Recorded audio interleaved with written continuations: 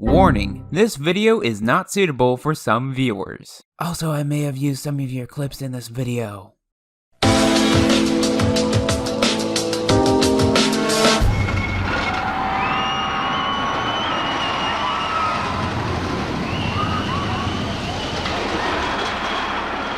Hey everyone, it's Reek, and I'm happy to say that I rode the original Colossus at Six Flags Magic Mountain, and I'm excited to share this classic wooden coaster that bit the dust in favor of modern renovations. So with all that in mind, how much do I miss the original Colossus? Let's find out.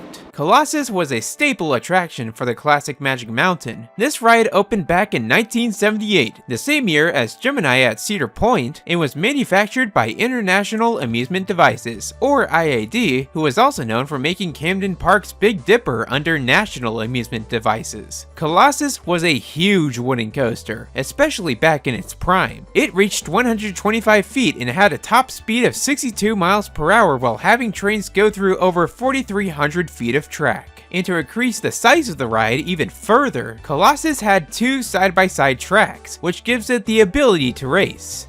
Yet, they botched it. Every time I visited Magic Mountain until 2014 when Colossus was open, it only seemed to run one side the whole day, and it was always only the left side. This unfortunately means I never got the credit on the right side. I once thought this was a case of bad luck, but no. The original Colossus almost never dueled during its final years of operation, let alone having two sides open at a time. Yes, the replacing Twisted Colossus is also known for not racing, but at least that ride has the ability to race for each day that it's open. So with all that in mind, let's ride the old Colossus on one side only. After locking into the trains made by D.H. Morgan, which existed I suppose, riders quickly roll out of the station and turn into the almighty straight track.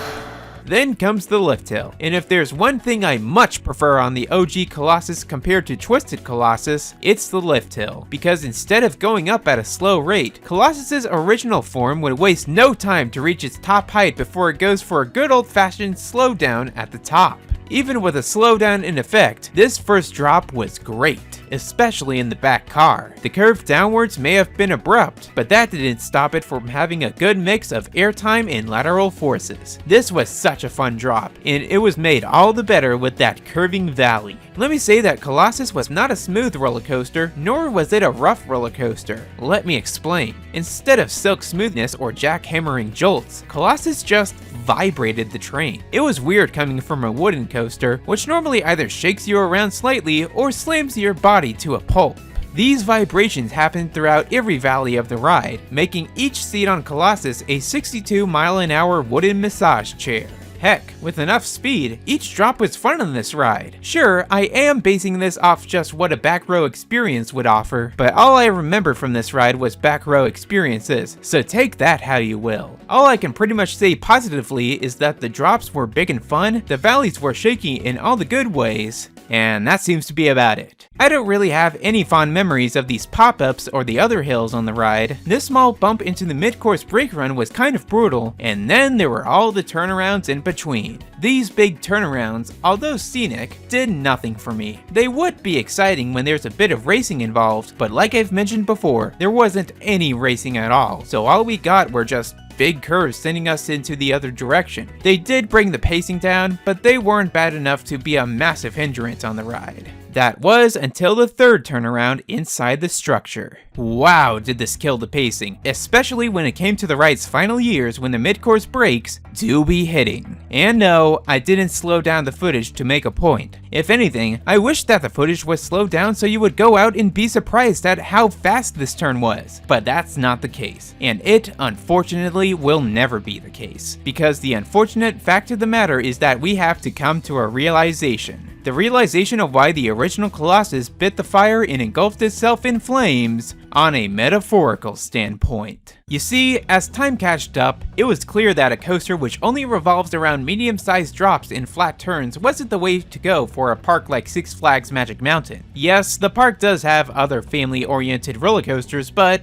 you know what? Let's take a look at what the staying family coasters have to offer. Ninja, a coaster that barely has any drops that would be classified as big, plus the fun swinging helps get scared riders back in line again and again. Gold Rusher, a great roller coaster for starting coaster riders because of its smaller drops. And then there's the family coaster that solos Colossus, Revolution, a ride that not only has medium-sized drops, but also a vertical loop that is perfectly placed for up-and-coming thrill seekers. And one more major thing that all of these coasters have in common: unique locations. If you want to replace mountainous coasters like these, you better have a good plan ready. But if you want to replace such a flat and spacious ride like Colossus, it's free real estate.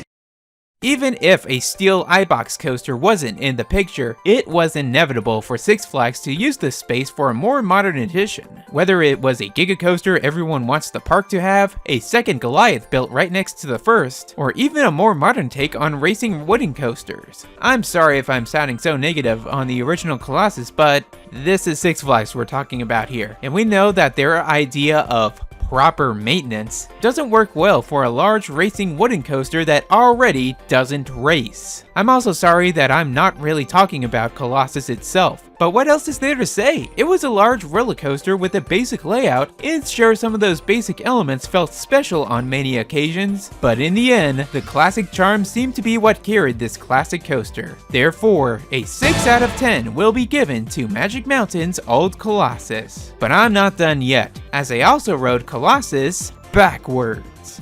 Wait, I have? During fall in 2012, I had the fortunate opportunity to ride Colossus Backwards, and it was something. Going down big drops backwards, over big hills backwards, traversing slow turnarounds backwards, and overall, just having a rough and uncomfortable time. Why is that? Well, I'd like to introduce to you all these wooden coaster trains made by Bolliger and Mabillard. Yes, that Bolliger and Mabillard. And why these might just be the worst wooden coaster trains I've ever sat in. For those who don't know, the trains used on the backwards version of Colossus were the same exact ones used on Magic Mountain's old and far from beloved Cyclone, which operated until 2006. The best I can describe this train is that it's a bulky, unpadded mess, and it's no wonder that the old Cyclone got nothing but shit during its 15-year run. What was usually a pleasant ride going forwards has found new forms of pain going backwards. I will never forget that entry into the mid-course brake run backwards. My ribs felt like they were going to shatter at that moment. And again, it's all thanks to those unpadded trains. Backwards experiences are normally a step up for roller coasters that normally go forwards. But because of the vehicles presented, that is not the case with Magic Mountain's Colossus. So for that, Colossus Backwards will receive a 5 out of 10. It was unique, but man was it a battle to get through. And that's all I have to say about Magic Mountain's Old Colossus. You happy about that, coaster gods? Very. Great, now it's time for a little rest. No! What do you mean, no? Oh no. No freaking way. There's no way you're putting me on this. I'd rather waste my hours away. Too bad. How are you gonna get home in 2014? Oh, frick you. Stick around until next time when I ride this thing. Until then, don't forget to like, share, and subscribe to get hooked on future uploads. Stay tuned for more stuff from Single Rider Week, and have a thrilling rest of the day.